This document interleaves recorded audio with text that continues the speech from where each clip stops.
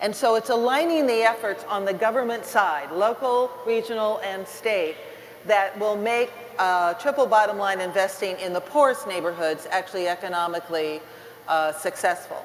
And because of that, and you heard Greg Wendt talk in the last panel, some of us working with Nora Campos, building on the experience of Assemblymember Nora Campos from San Jose, building on the experience of what we did with the Bay Area Family of Funds, have legislation now moving through California that says it actually is the policy of the state of California to attract private investment into the poorest neighborhoods. And if somebody's going to put their capital into those low-income neighborhoods, we'll give priority to our public resources, existing public resources, to reduce those risks. Now that can be huge, huge, and we can make money, and literally all of the TBL investors are on board with this kind of public policy.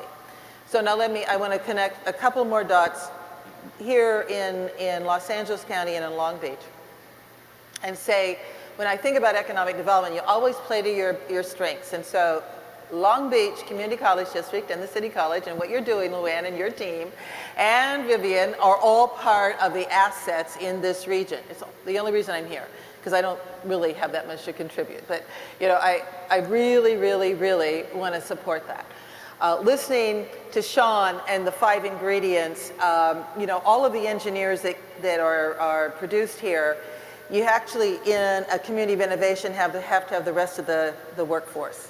And closing in on or reducing the distance between people who need jobs and job training and the employers is really where most regions are significantly challenged.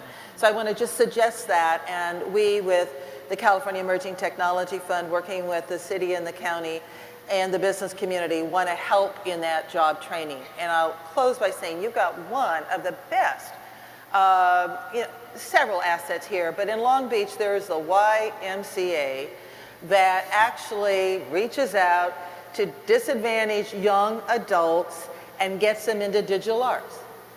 Couple that with Long Beach State University, who has a great digital media you know, training program, hooking that to our entertainment industry is what is the kind of the value chain or workforce chain that we would like to pursue. Randall Hernandez and I spent a lot of time at the state level, which is totally dysfunctional most of the time.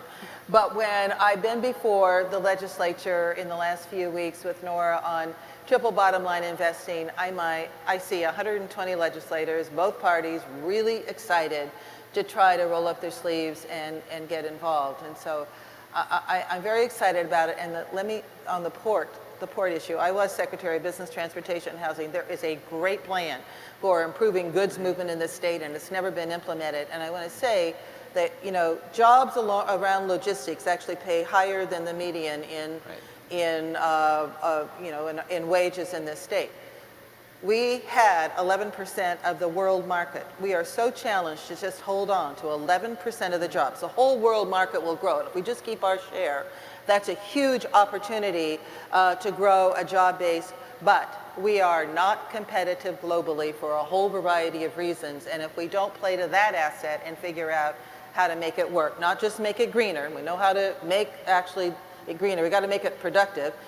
Shanghai Harbor does 36 movements an hour, and we do not come close to that here in California. The cargo movement.